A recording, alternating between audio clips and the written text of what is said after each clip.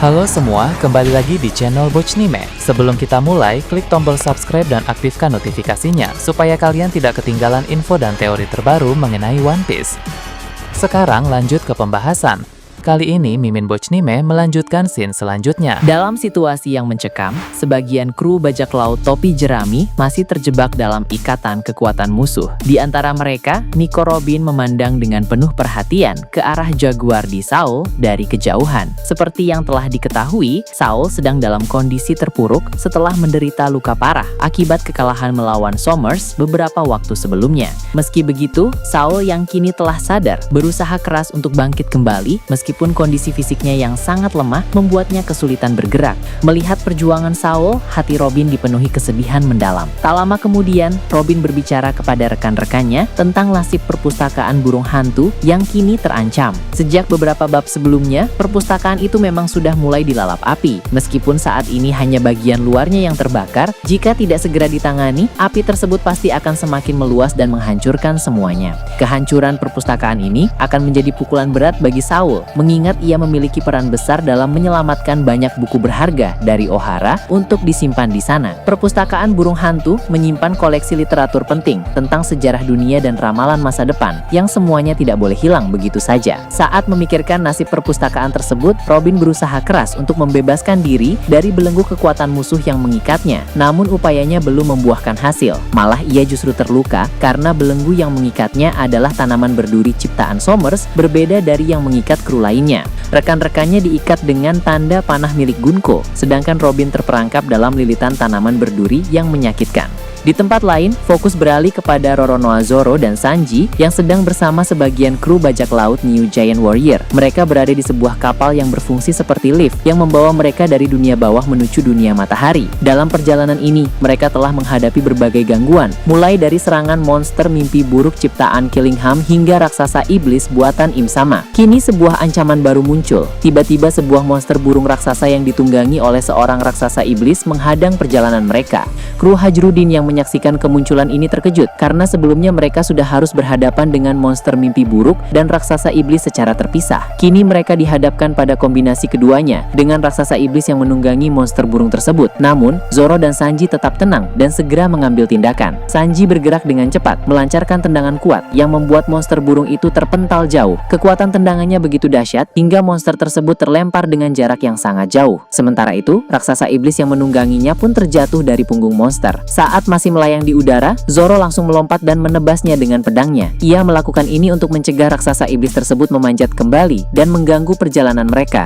Dengan memfokuskan Hosaku Haki pada pedangnya, Zoro menebas raksasa iblis itu hingga langsung tumbang. Setelah serangan berhasil, Sanji kembali ke kapal lift menggunakan teknik skywalk yang memungkinkannya berjalan di udara. Sementara itu, Zoro menggunakan teknik clear lens, di mana ia menebas udara di bawahnya untuk menciptakan dorongan yang membuatnya terpantul kembali ke atas kapal. Teknik ini mirip dengan yang ia gunakan setelah mengalahkan King di masa lalu. Setelah kembali ke kapal, Zoro dan Sanji merasa puas dengan aksi mereka. Sanji bangga karena tendangannya kini mampu menghasilkan daya ledak yang lebih kuat yang akan sangat berguna untuk pertempuran di dunia matahari nanti. Zoro juga merasa senang karena ia semakin mahir dan terkontrol dalam menggunakan Hosaku Haki. Awalnya keduanya hanya saling memamerkan kemampuan masing-masing, namun tak lama kemudian suasana berubah menjadi saling ejek. Zoro mengkritik Sanji, mengatakan bahwa hanya memantulkan musuh sejauh mungkin tidaklah cukup karena musuh bisa kembali lagi. Sanji yang kesal mendengar itu membalas dengan mengatakan bahwa suatu saat ia juga akan mampu membangkitkan Hosaku Haki. Melihat tingkah keduanya yang kembali bertengkar, Stanson, salah satu kru New Giant Warriors, hanya bisa tertawa melihat kelucuan mereka.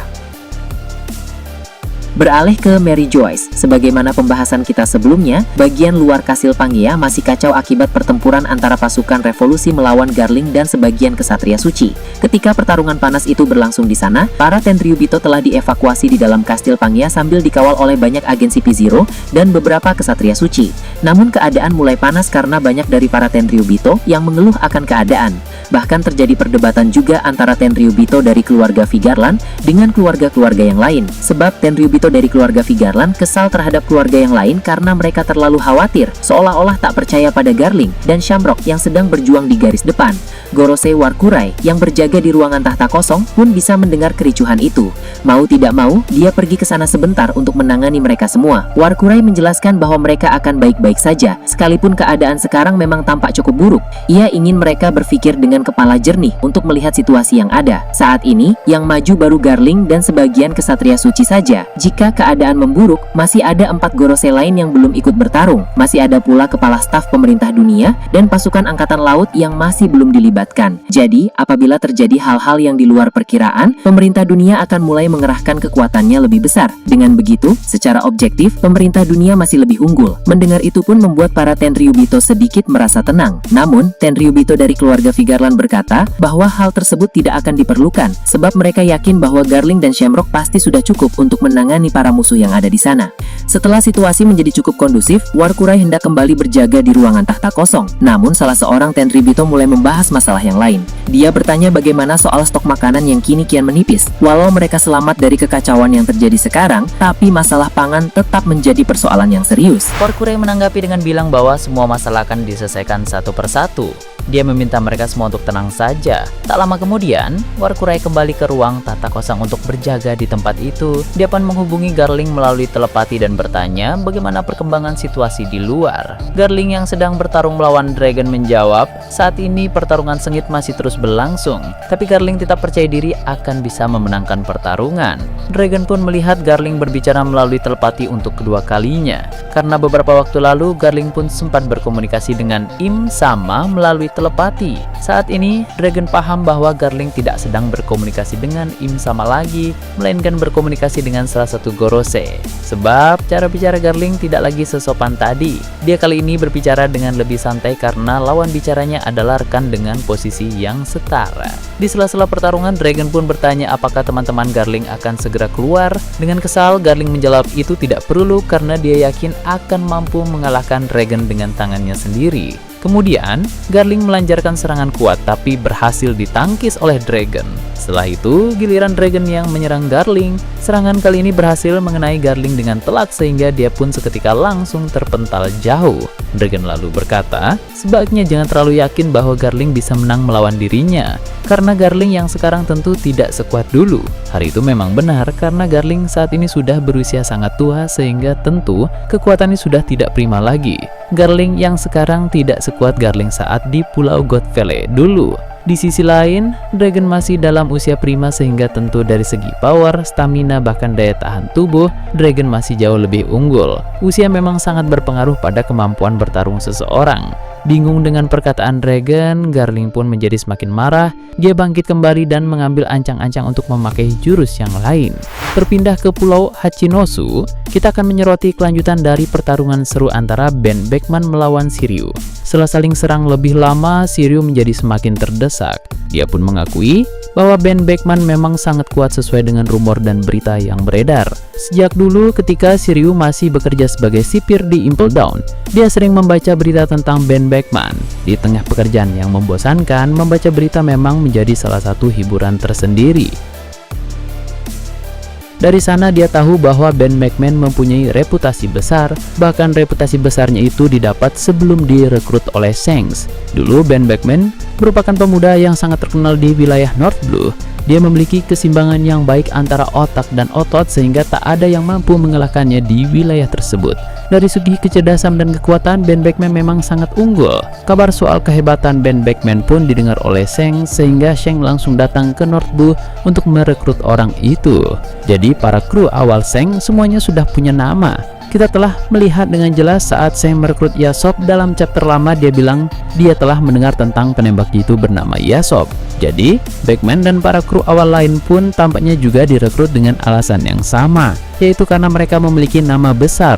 Sheng setelah mendengar reputasi mereka di wilayah mereka masing-masing sehingga tertarik untuk merekrut orang-orang itu. Pada awalnya, Ben Beckman enggan bergabung dengan orang asing seperti Shanks. Apalagi pada masa itu nama Sheng belum terlalu terkenal karena dia pada saat itu masih sangat muda. Bahkan, umurnya pun 9 tahun di bawah Ben Beckman. Namun Ben Beckman bisa melihat tekad yang besar dan potensi luar biasa yang ada dalam diri Shanks. Maka pada akhirnya dia pun mau untuk bergabung menjadi wakil kapten dalam bajak laut Academy. Kehadiran Ben Beckman di kelompok Shanks benar-benar sangat membantunya dari awal sampai bisa menjadi seperti sekarang ini. Mereka berdua adalah partner yang saling melengkapi dan berhasil mengukir nama besar di lautan. Itulah sedikit kilas balik soal masa lalu Ben Beckman. Kembali ke masa sekarang ini, Ben Beckman melihat pertarungan antara Shanks dan Kurohige. Tak jauh dari sana, Shanks memakai serangan-serangan kuat untuk mendesak Kurohige. Ben Beckman pun tersenyum, lalu berkata potensi yang dia lihat pada masa lalu memang tidak salah. Shanks adalah sosok yang luar biasa yang sangat layak untuk menjadi kaptennya. Nah, Ben Beckman pun berkata kepada Shiryu yang ada di hadapannya, mengapa dia mau menjadi anggota bajak laut Kurohige. Ben Beckman tahu bahwa Shiryu dulu adalah mantan sipir Impel Down, yang mana itu berarti bawahan pemerintah dunia. Ben Beckman tahu kalau Kurohige memiliki darah keturunan istimewa karena dari apa yang saya ketahui, di mana Shanks berkata kepada Ben Beckman kalau Kurohige adalah mantan dari anak para raja Tenryubitu yang Im sama perhitungkan seperti halnya keluarga Shanks. Namun Roxy the X-Wave menolak mentah-mentah untuk jadi seorang Tenryubitu apalagi seperti keluarga Shanks. Maka dari itu, Roxy the X-Wave tidak ragu membunuh Admiral untuk menyelamatkan Harald dari tawanan para kesatria Tenryubitu itu. Shiryu pun menambahkan kalau dia mengagumi sosok itu. Seperti yang kita tahu, ayah dari Kurohige adalah Roxy the X-Wave. Rupanya dulu Shiryu juga sempat mengidolkan X-Wave. Memang jalan yang Shiryu pilih berbeda dengan Roxy the X-Wave, yang memang X-Wave adalah seorang bajak laut sedangkan Shiryu menjadi sipir di Impel Down. Namun kebiasaan yang Shiryu lakukan kurang lebih sama, yaitu membantai orang-orang. X-Wave suka membantai angkatan laut dan juga Tenryubitu, sedangkan Shiryu suka membantai para tahanan di Impel Down. Alasan awal Shiryu ingin menjadi sipir di Impel Down juga adalah karena dia ingin mencari Roxy the X-Wave di penjara itu. Shiryu ingin bertemu dengan sang idolanya yang dia kagumi sejak lama. Setelah insiden God Valley terjadi dan X-Wave dikalahkan di sana, sang legenda itu tiba-tiba saja menghilang. Jadi Shiryu pun mengira bahwa angkatan laut dan pemerintah dunia menyembunyikan X-Wave di dalam Impel Down. Namun ternyata X-Wave tidak ada di sana.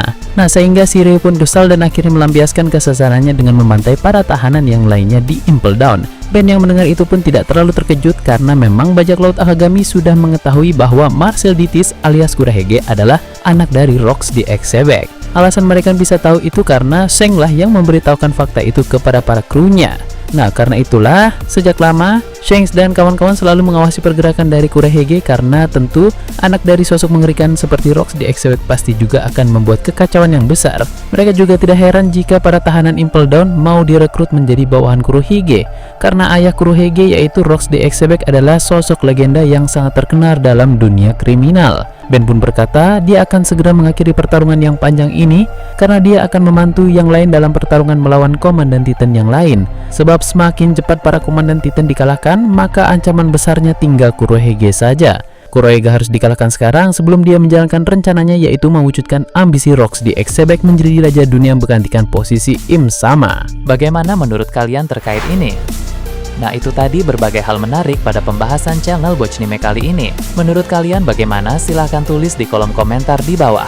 Oke, segitu saja untuk pembahasan kali ini. Jangan lupa like, share, dan subscribe untuk video menarik selanjutnya. Peaceful World!